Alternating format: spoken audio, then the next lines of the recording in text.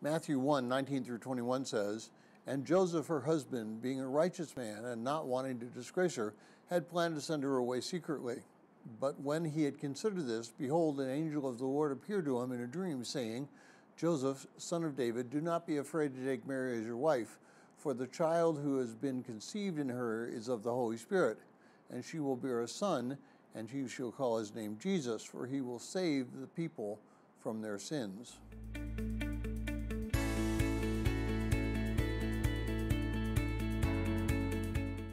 Well, if you're joining us in reading through this 25-day reading plan, today's reading is Matthew 1:18 through 25, and I encourage you to read that passage. Well, I recently joked with some people about wanting to start a movement that recognized Joseph as an important person. We hear about the Virgin Mary all the time, and we hear how she submitted to God's will, and we sing the song, "Mary, Did You Know?"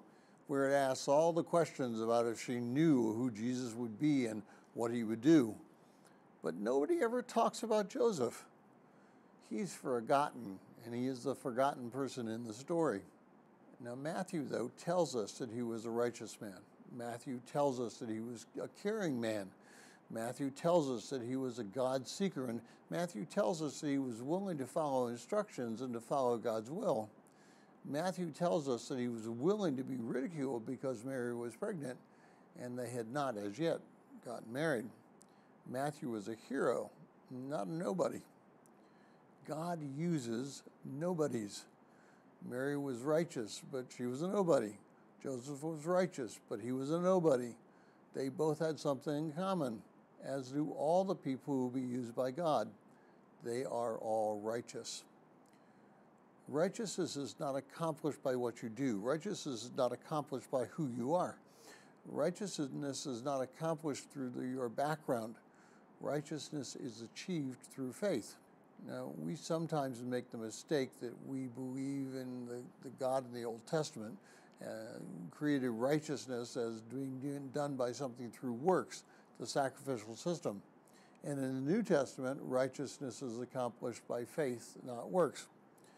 Neither of these individually are true.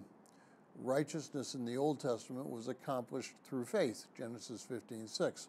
But it was demonstrated through works when Abraham willfully submitted to God in the offering of Isaac, Genesis 22. And in the New Testament, the book of Galatians and James make it very clear that the walk with God is through Christ, is through faith, and that living faith by works. And so there's no difference in what God wanted mankind to do in the Old Testament or the New Testament. We are justified through faith, and we exercise that faith through works.